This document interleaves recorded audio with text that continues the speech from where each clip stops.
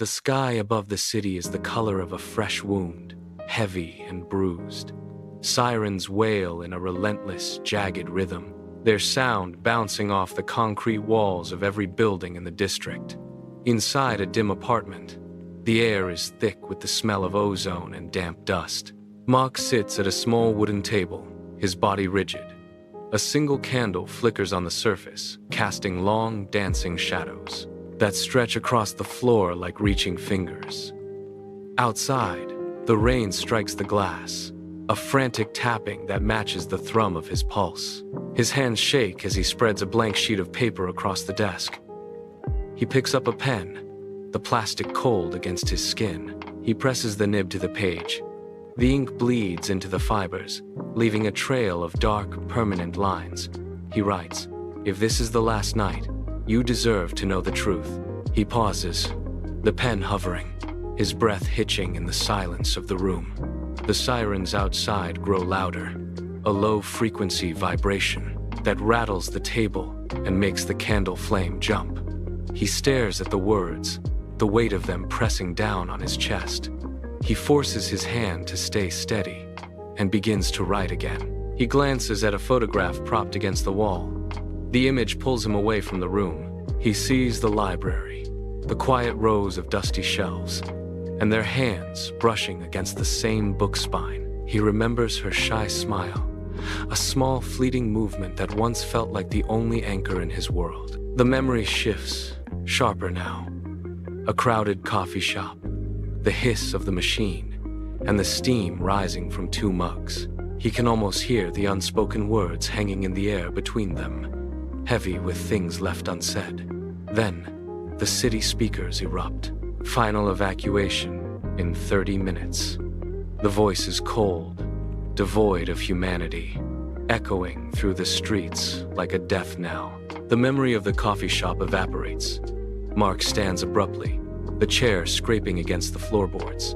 The sudden movement sends the candle flame into a frantic dance before it dies. He folds the letter into a sharp square, his fingers moving with mechanical precision.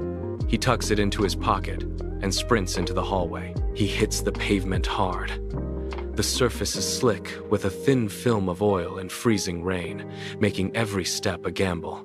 He pushes off his front foot, his lungs burning as he forces his body into a sprint. Around him, the city is a graveyard of failing light.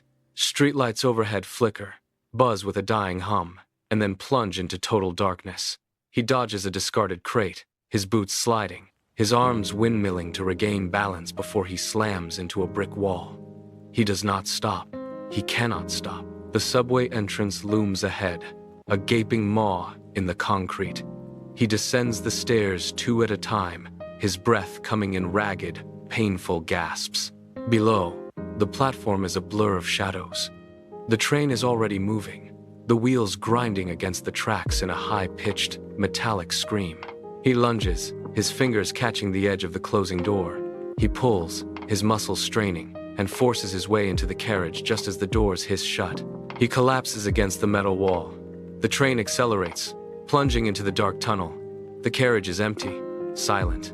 The train screeches to a halt, and Mark bolts up the stairs, his legs burning with every step. He bursts onto the rooftop. The air is thick, choked with ash that falls like gray snow, coating his shoulders and hair.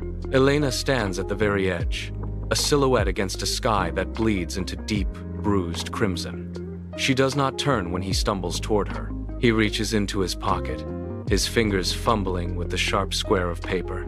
He pulls it out and presses it into her palm. She unfolds the letter, her hands trembling against the ink. She reads the words, her eyes widening as the truth sinks in. "I loved you from the very first hello." She looks up, her eyes wet, and asks why he waited until the world was ending. Mark reaches out, his fingers brushing hers, and takes her hand. He tells her he was terrified of losing her, so he kept the secret until time itself began to dissolve. The silence between them is absolute. Then, the sound returns. A countdown booms across the skyline, vibrating through the concrete. They stand firm, watching the light crawl across the ruined skyline. The countdown hits 0. A roar of engines shakes the horizon, but they do not turn toward the escape pods. Mark locks his fingers through hers, his grip firm against the tremor rising from the concrete. The letter slips from Elena's hand, caught by a sudden, violent gust of wind. It dances into the crimson dawn, rising higher and higher, a white speck against the bleeding sky until it vanishes into the light. The first rays of a strange golden sunrise break over the ruined skyline, sharp and blinding. It pours over the rooftops, erasing the ash and the gray.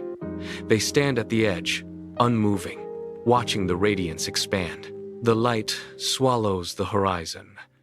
When the world ended, the only thing that remained was the pressure of their palms pressed together.